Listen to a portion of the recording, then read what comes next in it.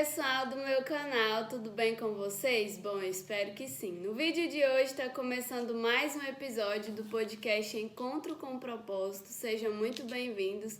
E hoje eu trouxe um participante muito especial, o pastor Bibiano. Daqui a pouco eu vou estar passando para ele se apresentar. E a gente vai bater um papo super legal, a gente vai falar sobre conversão, sobre ministério, sobre chamado, enfim, muita coisa. Então fica ligado aí, já vai deixando o seu like, você que ainda não é inscrito, se inscreva e compartilhe esse vídeo com mais pessoas para que mais pessoas sejam mais edificadas ainda. Bom, bora lá, pode se apresentar, pastor, fica à vontade. Oi, Paula, prazer estar aqui participando desse podcast, tenho acompanhado algumas entrevistas que você faz, Que bom. Sempre muito edificante, né? Bom, para quem não me conhece, eu sou o pastor Bibiano Gonçalves, pastor do Ministério Vivo Caminho aqui em Rio Verde, sou casado há 22 anos com uma esposa maravilhosa, pastora Ellen Cristina, sou pai de 2 filhos abençoadíssimos, né? A nossa herança do Senhor, que é o Samuel Vitor e a Sara Cristina. Filhos, como eu disse, Samuel Vitor, Sara Cristina. Samuel Vitor tem 21 anos, a Sara Cristina tem 17 anos, são bênção do Senhor, né? Graças a Deus estamos aí. Nosso ministério, como eu falei, Ministério Vivo Caminho, ministerialmente já estamos ali há 22 anos, é o mesmo tempo de casado, é o tempo que eu tenho de ministério. E graças a Deus por isso, somos muito gratos ao Senhor por termos essa oportunidade de servi-lo em família e estar aqui nesse podcast podendo compartilhar um pouco da nossa vida, da nossa experiência com você. Amém. Então vamos começar. Eu gostaria de fazer uma pergunta assim que eu sempre faço, pastor, para os participantes. Como foi sua conversão, né, na sua caminhada cristã? Como você encontrou o Senhor ali? Eu gostaria que você falasse um pouco a experiência, né, algum testemunho, algo que você viveu assim nesse meio tempo aí. Bom, vamos lá. A minha experiência, minha experiência de conversão, ela foi muito comum, muito simples. Geralmente, quando a gente fala de uma experiência de conversão, a gente sempre escuta alguém dizendo que estava passando uma situação difícil e de repente teve um encontro com o Senhor, viveu talvez um milagre, alguma situação, e aquilo ali foi impactante ao ponto da pessoa se converter, se entregar a Jesus e viver a partir dali um novo nascimento, uma nova vida. Mas a grande questão é que eu não tinha nenhum tipo de problema, eu não estava vivendo nenhuma situação controversa. Eu tinha, na época, 14 anos de idade, né, literalmente. Fui a uma igreja levado pela minha mãe, porém minha mãe não era cristã na época. E o que ocorre? Eu ouvi a mensagem e aquela mensagem verdadeiramente falou comigo e eu olhei e falei assim, é isso que eu quero para a minha vida. Sim. Não foi assim a partir de uma experiência ruim, foi a partir de um amor despertado pela palavra de Deus, pela mensagem do Evangelho, que eu ouvi aos 14 anos, me lembro direitinho, no dia 7 de setembro de 1994. Sim. Foi exatamente o feriado de 7 de setembro, exatamente o dia em que eu aceitei Jesus. No dia 31 de dezembro daquele mesmo ano eu fui batizado nas águas. Essa foi a minha experiência de conversão, muito simples, sem nenhum acontecimento ou um fato pessoal que marcasse, mas muito profundo, porque desde dessa idade, desse tempo, eu nunca mais saí dos caminhos do Senhor, da presença do Senhor em si. Sim, e como a gente está falando sobre isso, gostaria que o senhor falasse como você descobriu o seu dom, né? E como que surgiu no seu coração o Ministério Vivo Caminho? Bom, vamos lá. Como que eu descobri o meu dom? Geralmente, a gente descobre o dom, você já está no exercício dele sem saber que você tem ele. Eu costumo dizer isso, né? E o processo de uma descoberta de dom está muito ligado com um clamor e um grito que você tem, muitas vezes ligado até mesmo a uma certa insatisfação. Então, veja bem, eu já exercia o ensino sem saber que eu tinha o dom de ensino. Sim. Então, muitas vezes a gente pensa que a gente vai descobrir o dom para exercer, mas na verdade a gente vai exercer para depois reconhecer aquilo que a gente já tem, aquilo que a gente já carrega. Então, foi a partir disso, eu me lembro que desde cedo eu já estava envolvido em departamentos de ensino dentro da igreja local E dentro desses departamentos, sempre ali, seja infantil, adolescentes, jovens ou escola bíblica dominical, sempre exercendo algum tipo de ensino. E a partir do momento que eu comecei a ter conhecimento a respeito dos dons espirituais, eu descobri que eu tinha um dom voltado para o ensino, porém eu já exercia antecipadamente. Sim. Então não é que eu descobri o dom para exercer, eu exercia e descobri. E qual que é a outra pergunta mesmo que você mencionou? Como surgiu no seu coração, né, o Ministério Vivo Caminho? Sim, e exatamente eu acho que essa pergunta está muito ligada a essa primeira que você fez anterior ao ensino, porque o Ministério Vivo Caminho, comecei o Ministério Vivo Caminho, eu já era pastor local de uma outra denominação. Mas o clamor do meu chamado, o clamor do meu dom estava muito ligado ao ensino. E a igreja local, aonde eu fazia parte até então, ela tinha toda uma dinâmica de trabalho que em algum momento do meu ministério eu me vi em uma situação onde eu precisava tomar algumas decisões para poder corresponder exatamente a esse dom que eu possuía. Então, debaixo de muita oração e debaixo de um longo período de oração, cerca de 2 anos orando, até que nós tomamos a decisão de iniciar um ministério focado nesse chamado, voltado ao ensino da palavra, né, voltado à mensagem a partir de ensinos mais profundos. Então, quando eu tomei essa decisão, nasce o Ministério Vivo Caminho, que apesar de eu ter 22 anos de ministério, o Ministério Vivo Caminho existe há 14, 15 anos em torno disso, né? E aí é um ministério que tem esse foco no ensino da palavra, um foco na oração, né? A partir desse clamor do ensino, nasce o Ministério Vivo Caminho, focado nesse chamado ministerial, que, como diz lá no livro de Efésios, capítulo 4. Sim. E como ser fiel ao propósito, né, que Deus tem na sua vida, que Deus colocou no seu coração, né, e permanecer tendo uma vida constante com Deus, porque a gente sabe que não é fácil, né, esse ministério pastoral e tal, daqui a pouco a gente vai falar mais um pouco sobre isso, mas como permanecer tendo essa constância, porque eu imagino que ao longo desses anos já veio vontade de desistir, né, é desafiador, né, pastor? O senhor tem que lidar com muitas coisas, né, ao mesmo tempo. É desafiador, vontade de desistir já teve muitas. A grande questão é o seguinte: como manter fiel ao propósito? Você nunca conseguirá ser fiel a um propósito desde que esse propósito já não tenha consumido toda a sua vida por inteiro. Então, a gente precisa encontrar uma causa para a vida, né? Quando você encontra uma causa para a vida, ser fiel a essa causa não é mais um problema.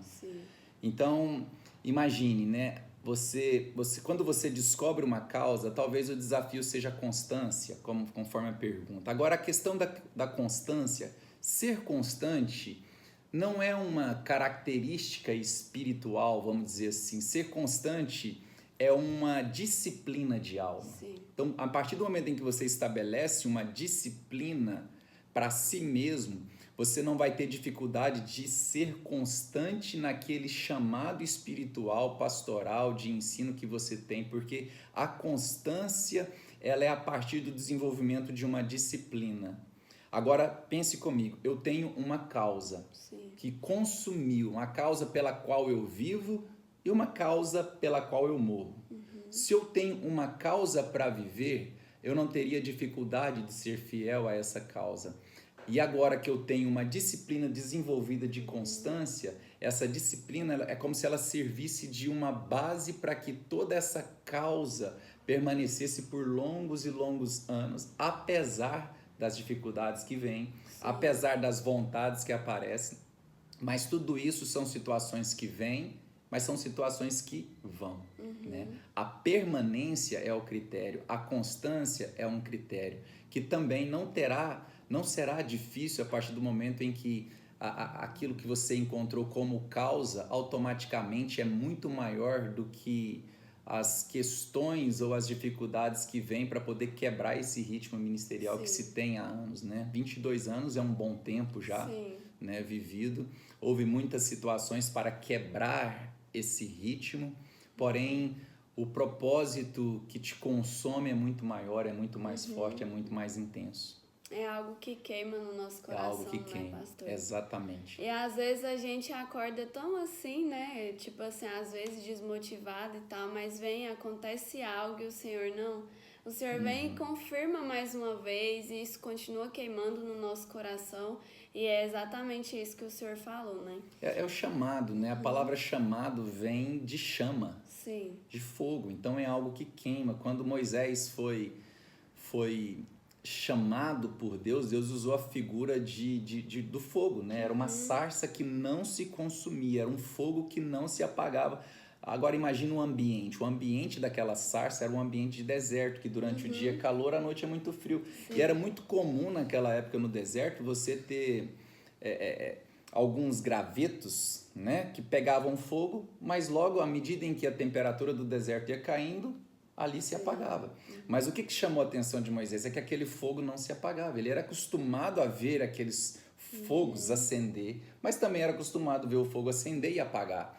Automaticamente, quando ele vê uma sarça que acende, mas não apaga, apesar das temperaturas do deserto cair, ele é atraído por aquilo. Sim. Então, o chamado, ele é uma chama, mas é uma chama que não se apaga, que te atrai para Deus, te atrai para viver um propósito, e é algo constante. Ali Deus vem, Deus fala com Moisés e confirma o chamado dele. Chamado vem de uma chama, de um fogo que não se apaga, que você é completamente consumido por aquilo. É interessante o senhor falar sobre Moisés, que ontem eu estava lendo também, né?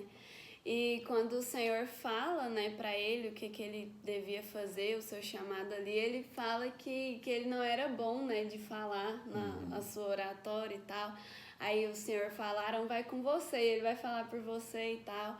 E muitas das vezes, pastor, quando o Senhor chama a gente fica, mas eu, né? Como assim? Eu não sou bom para falar, eu não sou bom para escrever. E às vezes a gente fica tentando colocar um empecilho ali, Sim. né? E às vezes atrasar esse propósito, esse chamado. Mas o Senhor, ele já vem com tudo preparado, né? Já eu penso assim, que ele já sabe o que a gente vai falar, né? O chamado de Deus, ele é tão poderoso que Deus não nos chama por causa da nossa habilidade.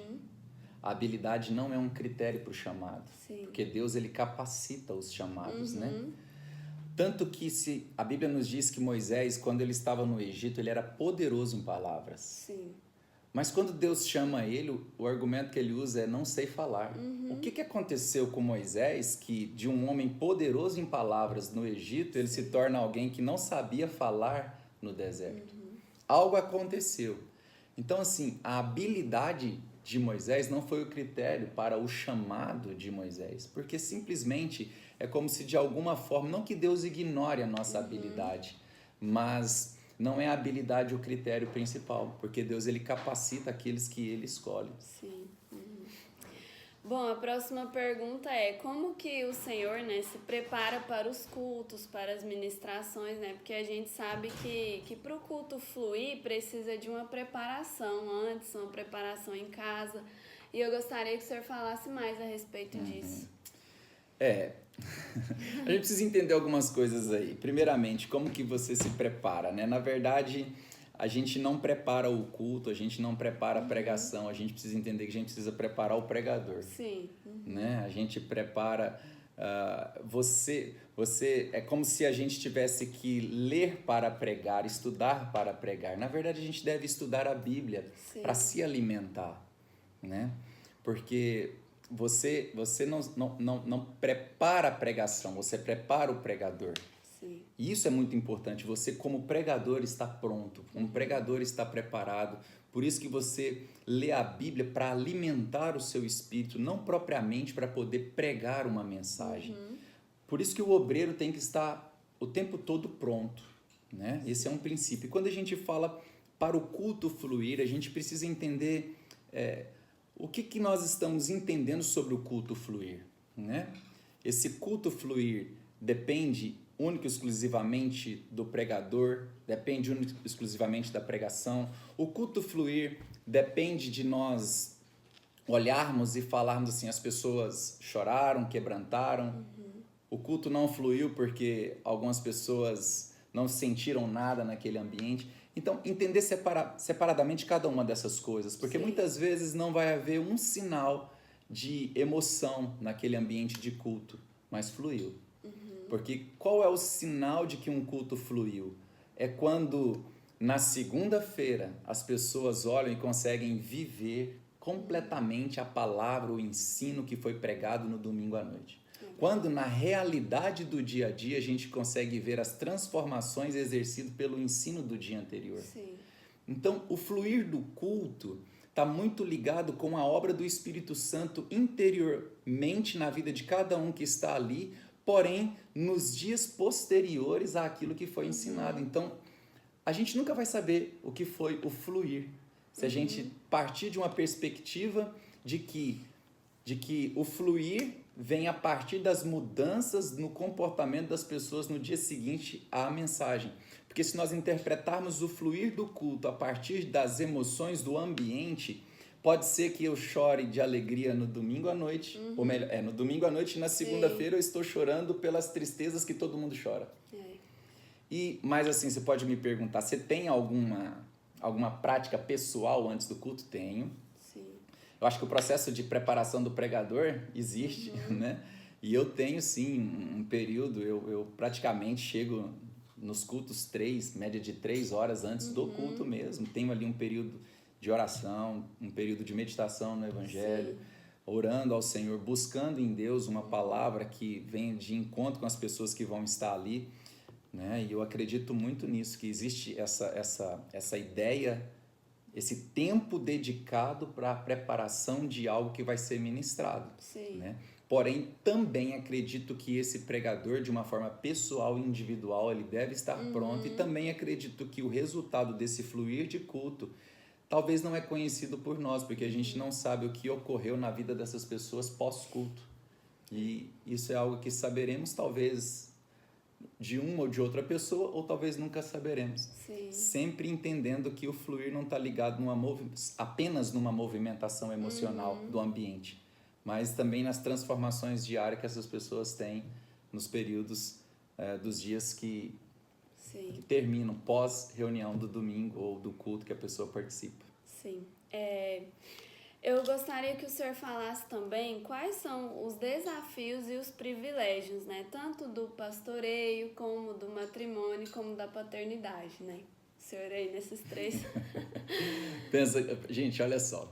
PR, pastor, né? A sigla que define pastor é PR. Eu creio que o P de privilégio e o R de responsabilidade. Isso. Agora pensa comigo, quais os privilégios? É um privilégio ser pastor. É um privilégio o matrimônio e é um privilégio a paternidade. Então isso é um privilégio, deve ser visto sempre como um privilégio carregado de responsabilidade. Que maravilha você ter um chamado pastoral, Deus te separar para algo.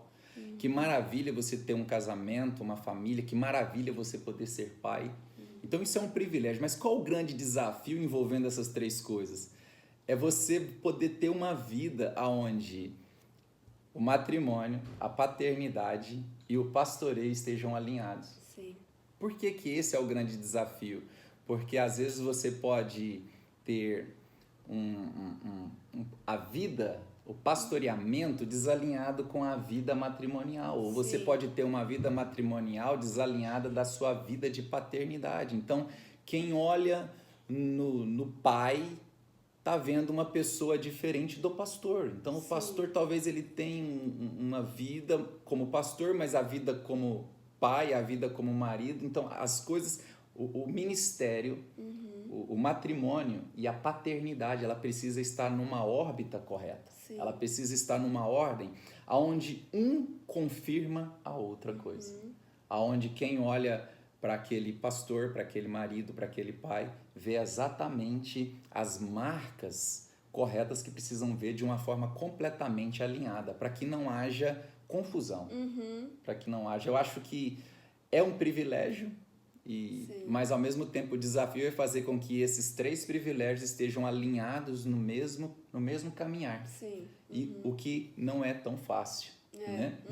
Porque é no matrimônio E é vamos dizer assim, o matrimônio e a paternidade é que confirma o ministério. Sim. Uhum. É que confirma o ministério. É verdade. Porque é a esposa e os filhos que conhecem o marido e o pai. Sim. A igreja conhece o pastor. A igreja vê o pastor, né? A igreja vê o pastor, mas a esposa e os filhos conhecem o pai, o esposo, o homem.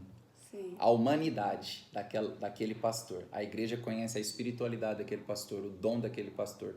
Mas é a esposa e os filhos que conhecem a humanidade dele. Então, essa humanidade reconhecida no seio do lar, ela não pode estar na contramão dessa espiritualidade do púlpito e do altar. Sim. Esse é o grande desafio. E como que o senhor e a pastora Ellen se conheceram? Ela tá ali atrás. Eu quero só ver. Ai. Na verdade, por incrível que pareça, nós nos conhecemos há muitos anos. Desde criança mesmo. Olha só. Nós já somos conhecidos. Há quem diga que até os nossos pais eram amigos, né? Sim. Eram amigos. Meu pai dizem que era amigo do pai dela. E, na verdade, quando eu fui para a igreja, a Ellen já estava na igreja há muito tempo. Eu fui para a igreja, comecei a frequentar com 12, 13 anos, batizei aos 14, tudo. Mas ela já frequentava, ela praticamente cresceu na igreja. Então, nós frequentamos os grupos de adolescentes juntos, frequentamos o grupo de jovens juntos, crescemos juntos na igreja, mas nunca houve, assim, um interesse claro até quando, Ellen? A entrevista dele, Na verdade, teve um período, eu acredito que eu tinha acho que 19 anos, se não me engano, 19 anos, porque nós casamos, eu tinha 21 e ela tinha 19, mas o nosso período de namoro, noivado e até o dia do casamento foi um período de 2 anos e 1 mês. Sim. Então, provavelmente eu tinha ali para os meus 19 anos de idade, ela 17 anos, quando a gente despertou dentro dessa própria igreja que a gente já convivia há muito tempo, desde a fase de adolescente, jovem, a gente despertou o interesse. E aí começou um namoro que, né, depois desse período aí de 2 anos, se tornou um casamento já de 22 anos com 2 filhos. Que maravilha, muito bom. Então, como a gente está falando sobre casamento, né, sobre como o senhor e a pastora se conheceram, eu gostaria que o senhor falasse, né, sobre qual é o segredo para manter um casamento duradouro nos dias atuais. Porque a gente sabe que muitas pessoas falam, não deu certo, divorcia, né? Termina e tal. Infelizmente, muitas pessoas pensam assim. Mas o senhor casado há 22 anos, o que o senhor pensa? Eu imagino que foram muitos desafios até aqui, muita coisa que você e a pastora passaram, né?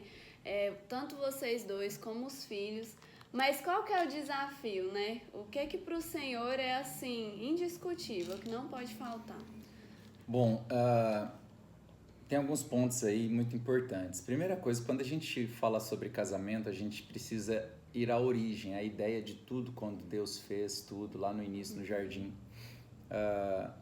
E no jardim, por incrível que pareça, não havia muitas coisas. Havia um ambiente, que era o jardim, né? Havia um casal e havia Deus. Sim.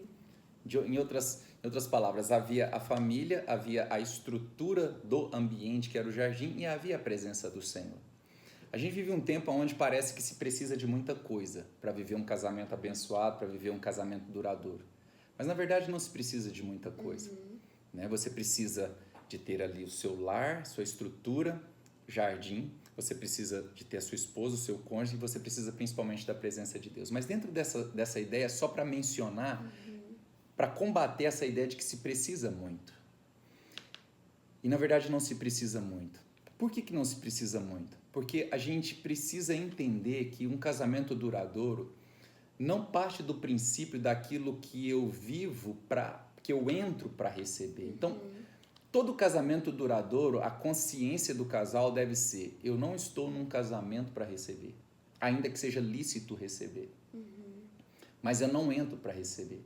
Porque o casamento não é resultado de uma necessidade. Não se casa porque tenho necessidades. Se casa porque tenho plenitude. Então, quando Deus disse, não é bom que o homem viva só, não é porque havia alguma necessidade em Adão. É porque, pelo contrário, é porque havia muita plenitude em Adão. E o problema seria alguém com muita plenitude não ter alguém para compartilhar. Então, um casamento duradouro, primeiramente, parte desse princípio. Eu quero alguém, eu quero estar casado com alguém para que eu compartilhe, que eu reparta, que eu dê a alguém aquilo que lhe é devido. Então, partindo dessa ideia, eu não estou entrando para receber, eu estou entrando para dar. Agora, imagine num casamento onde a esposa está ali para dar ao marido, o marido está ali para dar à esposa, nível físico, emocional, sentimental, espiritual, em todos os níveis, um derramando sobre outro, dentro dessa consciência. Nesse casamento nunca vai haver uma cobrança excessiva, uma cobrança onde um vai estar sugando, porque muitas vezes um está cobrando do outro que o outro nem tem para poder dar. Sim. Porque não é aquela consciência de eu entrei no casamento para poder dar ou doar algo. Eu entrei no casamento para receber. E às vezes eu estou cobrando de alguém algo que esse alguém nem tem para poder me oferecer. Sim. Se torna uma cobrança até certo ponto injusta. Então, um casamento duradouro fala dessa ideia. Eu entro para poder, entendendo a princípio, que não se precisa de muita coisa. Segundo ponto, eu preciso entender que eu estou entrando para poder contribuir, repartir e dar. E terceiro ponto, eu quero usar como base aqui um livro que eu li há algum tempo atrás, que é As 5 Linguagens do Amor. A gente precisa entender que um casamento duradouro passa da maneira e do formato que o seu cônjuge se sente amado ou amada. Pensa comigo, às vezes a forma com que você se sente amado, cuidado, a linguagem, a recepção desse sentimento é diferente no seu cônjuge. Por isso que Paulo disse algo em uma de suas cartas, Efésios, ele diz assim, que maridos, amai vossas esposas como Cristo amou a igreja e a si mesmo se entregou por ela. Em outras palavras, está falando assim, você quer mostrar para sua esposa que você a ama? Sim. O que eu faço? Morra por ela. Por outro lado, ele diz às esposas assim, esposas, respeite os vossos maridos. Engraçado, fala para o marido amar, morrer pelas esposas, mas fala para a esposa respeitar o marido. Por quê? Porque a forma com que a esposa se sente amada é quando ela vê que tem alguém que dá a vida. Sim. A forma que o marido se sente amado é a forma quando ele olha para a esposa e fala assim, essa mulher me respeita. Então, um casamento duradouro passa por esse entendimento, o que eu faço, o que a Ellen, minha esposa, tem. Como que ela entende que ela é amada por mim? Porque não é uma questão só de sentimentos. Tem pessoas que se amam. Sim. Mas em algum momento se separam. Por que casais que se amam se separam? E às vezes com até esse entendimento, é tudo uma questão de saber expressar o seu amor dentro da linguagem que o seu cônjuge entende que é amado. Sim. Como que ela se sente? Porque às vezes a forma que ela se sente amada por mim é diferente da forma que eu me sinto amado por ela. Sim. Então, quando o casal entende a linguagem que corresponde a esse amor, cada um vai amar o seu cônjuge dentro da linguagem que lhe é entendida. Esses pontos são muito importantes. Um casamento duradouro passa por isso. E aí eu posso manter, vou usar essa expressão que eu vi nesse livro que eu li, eu posso manter o tanque de amor do meu cônjuge abastecido, porque eu posso amá-la dentro de uma linguagem tipo tempo de qualidade. Como que ela se sente amada? A partir do momento em que eu dedico um tempo de qualidade para ela, ela poderá dizer, não, esse rapaz me ama, Sim. meu marido me ama, porque ele dedica tempo de qualidade. Como que e esse tanque de amor vai estar sempre cheio, vamos dizer assim. Como que eu me sinto amado?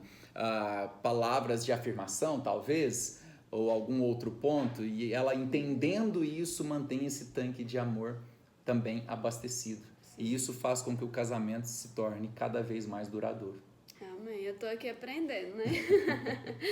O meu esposo, ele sempre fala assim, a gente sempre orando junto, ele sempre ora, Senhor, eu quero ser o esposo que a minha esposa precisa, né? E aí de tanta ver ele orando isso, aí agora eu oro, Senhor, eu quero ser a esposa que o meu marido precisa. Porque às vezes a gente tá fazendo algo, mas que a pessoa, tipo assim, aquilo ali pra ela não é relevante, né? Porque é igual o senhor falou, cada um vai ter uma linguagem do amor, cada um vai ter um jeito de se expressar, né? Então a gente, com a convivência também, a gente vai aprendendo isso, né? Exatamente. Então, e ter esse entendimento, né? Que eu não entrei no casamento para receber. Sim. Entrei no casamento para dar. Quando alguém não tem necessidades de casar, ele está pronto para casar. Então, quando alguém fala assim, eu preciso muito casar, eu digo, por favor, não case.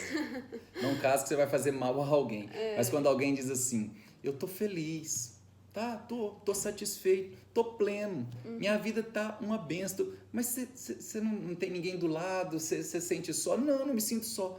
Então você está pronto para casar, quando não há nenhum tipo de necessidade, quando não há nenhum tipo de carência, quando não há nenhum tipo de necessidade de ser correspondido de alguma forma. Essa pessoa plena em si, plena em Deus, é capaz de entrar num casamento para poder compartilhar. Porque também tem esse negócio, tô procurando minha cara metade, minha outra metade, mas como se a gente fosse incompleto, né? Mas a gente é completo. Isso. O que a gente está procurando é transbordar outra pessoa e essa pessoa transbordar a nós mesmos também. Exatamente. Então isso é muito maravilhoso. Bom, pastor, e pro senhor, qual tem sido o desafio ser pastor nessa geração, né? Uma geração incrédula, uma geração que às vezes não leva as coisas muito a sério, a palavra do Senhor, né? Às vezes, muitas das vezes, os jovens falam, eu tô novo, eu vou deixar pra ir pra igreja quando eu tiver velho e tal. Como que o Senhor vê isso, né? O Senhor como pastor. Então, a gente vive um tempo onde a verdade ela se tornou algo relativo. A verdade ela se tornou uma questão de ponto de vista. Sim. Então, isso faz com que haja uma relativização da verdade. Quando a verdade se torna algo relativo, ela perde a sua força. Sim. Né? A Bíblia nos diz que nada pode contra a verdade. Nós temos a verdade mais do que um conceito, nós temos a verdade como uma pessoa. Jesus disse, eu sou o caminho, a verdade e a vida. Sim. Então, a gente não pode, primeiramente, permitir que as demandas dessa geração, as características, a Bíblia fala das características dos homens no tempo do fim.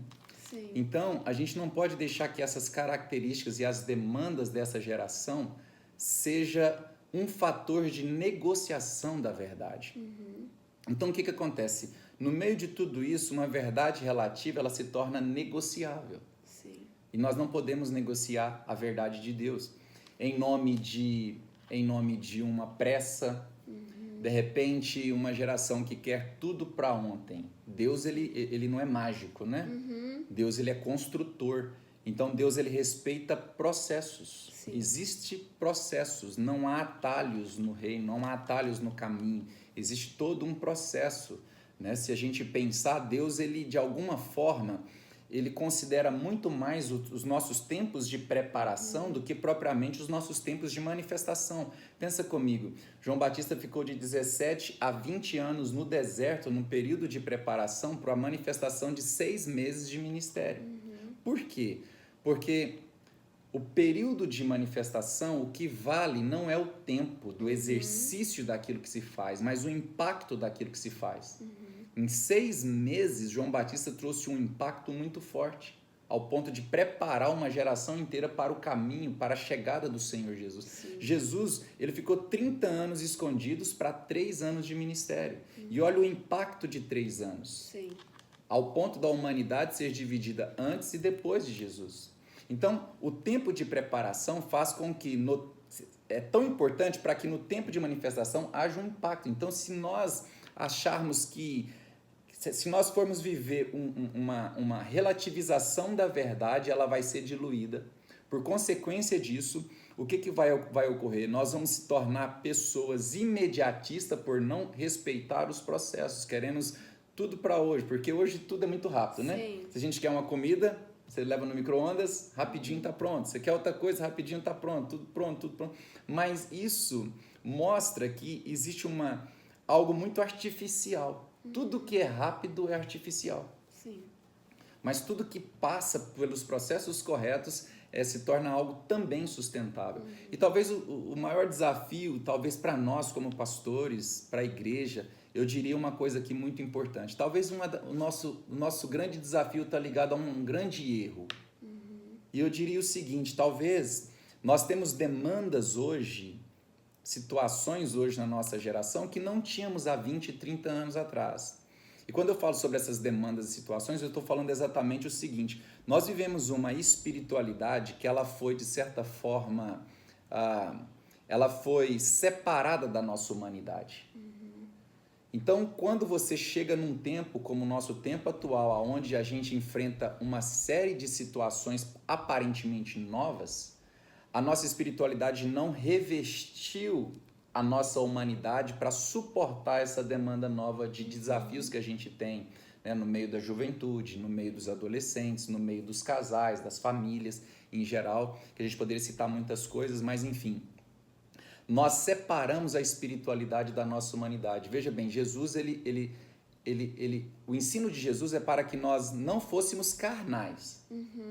Mas na fuga da carnalidade, nós fugimos da humanidade.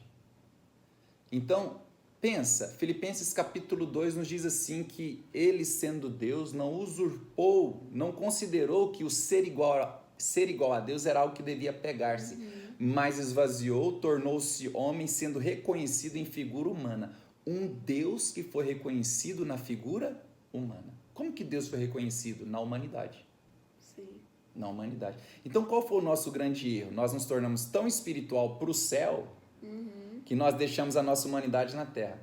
E aí a nossa humanidade foi agora atacada por uma série de desafios. Sim. E agora essa espiritualidade não criou as bases, não revestiu essa condição humana para poder enfrentar os grandes desafios que a gente tem nos dias de hoje. Então eu diria que talvez foi um erro de fazer essa separação, porque toda espiritualidade só pode ser reconhecida num ambiente de humanidade. É porque somos humanos, porque somos humanos que nós podemos ver Deus. Deus foi reconhecido na humanidade. Amém, é isso.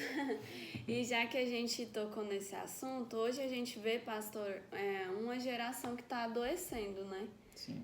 Tanto espiritualmente como na saúde mental e tal. E assim, nós vemos muitos jovens, muitos adolescentes que se sentem muito culpados, né? Às vezes por algo que fizeram de errado na vida, por algum pecado que cometeram.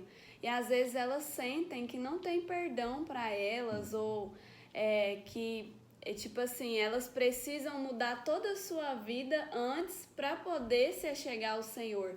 Mas a palavra do Senhor diz: vinde como estáis, né? Eu gostaria que o senhor falasse um pouco como vencer os pecados recorrentes, né? Como que essa pessoa ela pode se chegar para mais perto do Senhor sem sentir uma culpa tão grande por conta de erros do passado.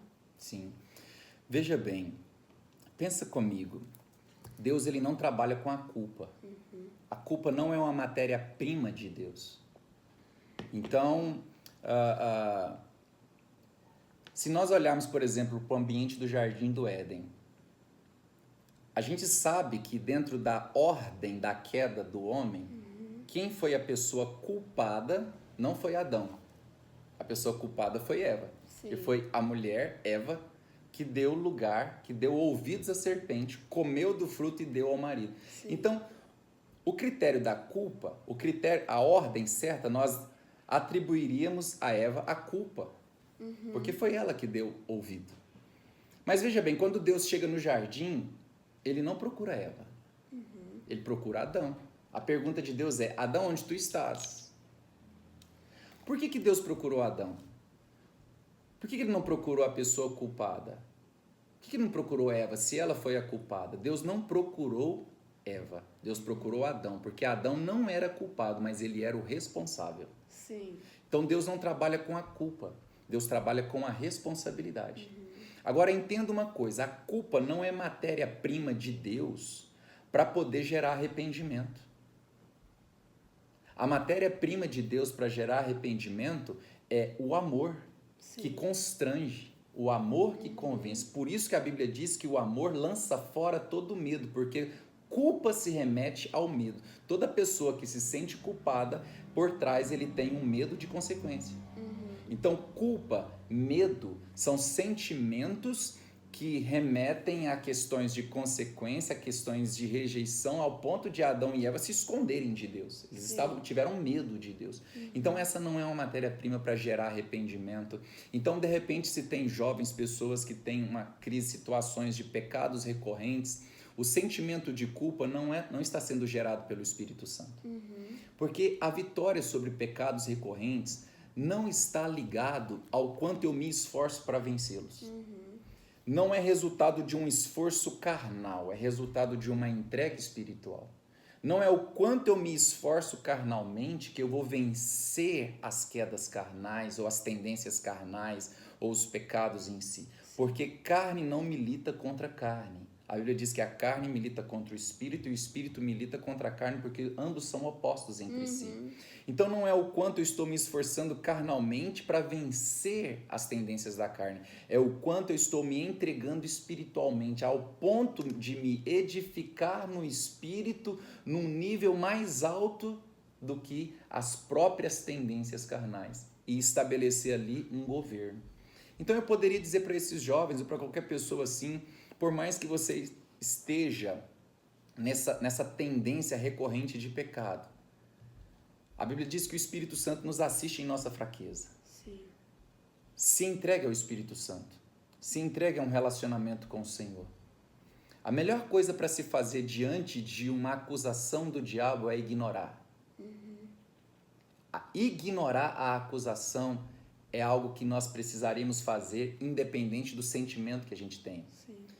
Ignore a acusação gerada pela culpa e pelo medo e se entregue ao Espírito Santo e deixe que o Espírito Santo, que nos assiste em nossa fraqueza, crie em você uma fortaleza ligada, uma força, uma sustentação ligado a uma condição de governo. Veja bem, não estou falando de uma condição de vitória, porque a Bíblia fala que nós já somos mais que vencedores sobre todas as coisas. Sim. Então, vitória para mim é uma condição já conquistada em Cristo Jesus. Eu não estou lutando para vencer, eu já sou mais que vencedor em todas as coisas.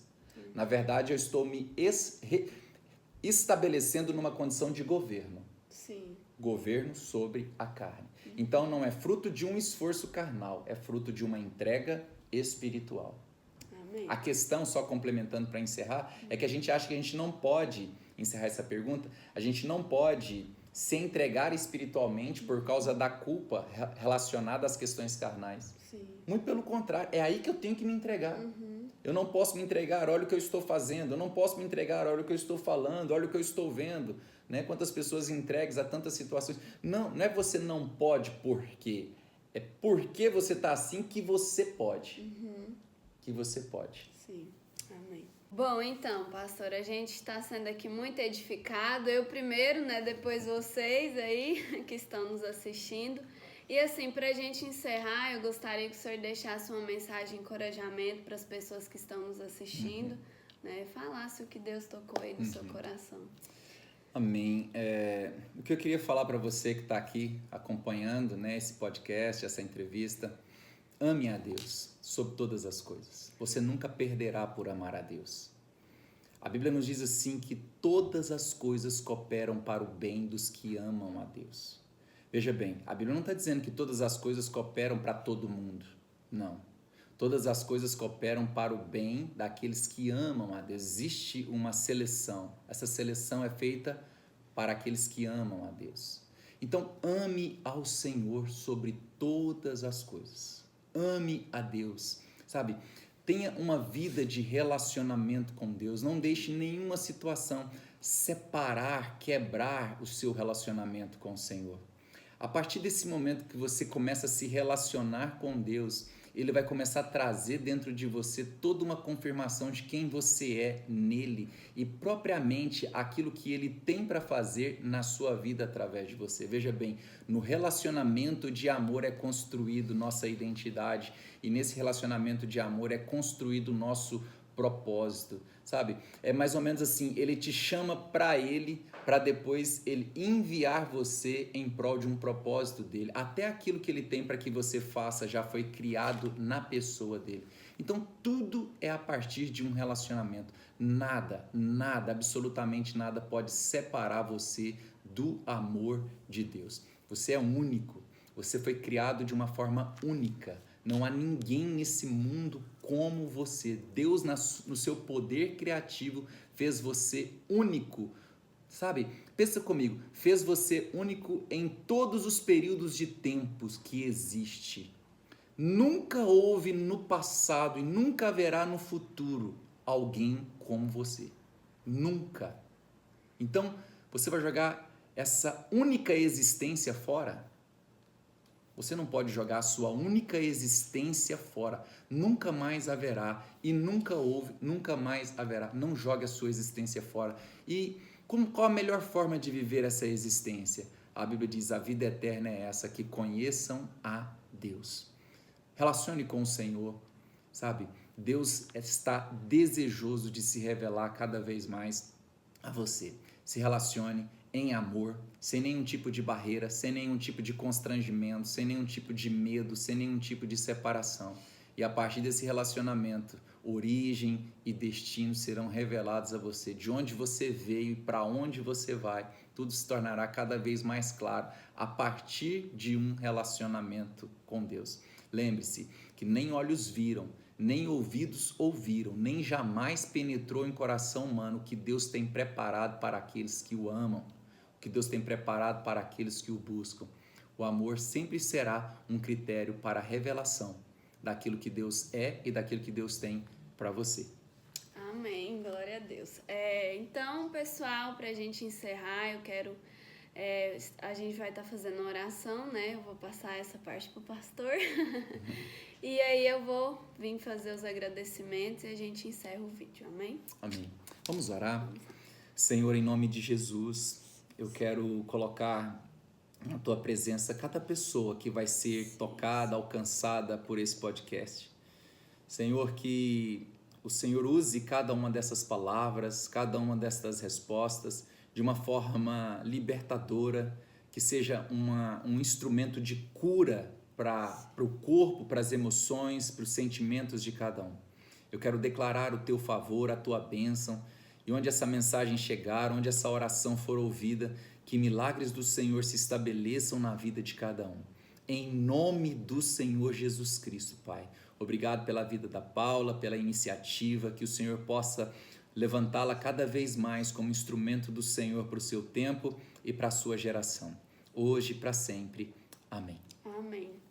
Bom, então é isso. Quero agradecer pastor Bibiano por ter aceitado o convite, né? Por ter se disposto a vir aqui gravar esse vídeo. E é isso, gente. Muito obrigada a você que ficou até aqui. Deixe o seu like, se inscreva e compartilhe esse vídeo com mais pessoas.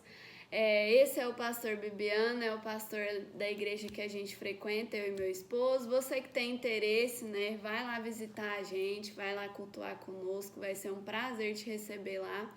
E é isso, tchau e até o próximo vídeo. Abraço, tchau, tchau.